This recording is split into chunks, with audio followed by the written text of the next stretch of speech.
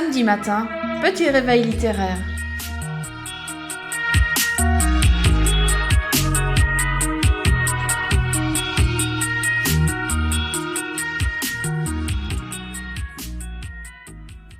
Une histoire de montagne. Les bracelets d'argent teinte. La femme qui me parle est confortablement assise dans son fauteuil club lavable, cosy institutionnel. Un peu langoureuse et posée, elle arbore une attitude méta et nous fait entrer dans la distanciation par le chant de ses bracelets, un large et un plus fin, 2 timbres. Son visage relâché laisse apparaître des rides bien installées, comme le lit d'un fleuve qui trace son parcours au fil des siècles. Elle s'exprime et insiste sur l'attitude de non-jugement à adopter lors du stage, rappelle que le cerveau est un organe comme les autres.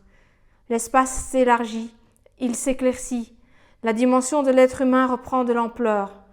Elle permet les failles et les brisures, les éclatements.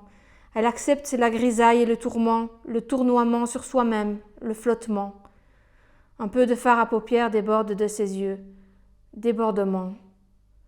Un chandail de laine en côte 1-1, asymétrique, tombe légèrement de son épaule gauche, arrêtée dans sa chute par une fibule, elle aussi en argent. Terre et montagne. Elle avait reçu ce bracelet de sa grand-mère lorsqu'elle avait 11 ans, d'argent sculpté, habilement. Le centre bombé exposait maladroitement les fleurs entremêlées, entourées de feuilles. Son poignet étroit l'accueillait et le laissait l'enlacer. Par moments, le bijou un peu lourd se rappelait à elle. Entourée des femmes du bled, elle était assise en face du four, dans cette pièce chaude où elle se retrouvait tous les jours. Après avoir malaxé la pâte de ses doigts étroits, elle l'avait aplatie en galets géants. Bientôt, il dorerait et chacun pourrait en craquer un morceau tiède, encore fumant, entre ses mains, dans la tente familiale. Dehors, les chèvres arrachaient de leurs incisives volontaires chaque brin d'herbe verte. Au loin, l'eau ruisselait des montagnes entre les rocailles dont elle arrosait la mousse. Elle était encore jeune à l'époque et ne se doutait pas qu'après son mariage, elle devrait vendre ce bijou pour soigner son puits-né.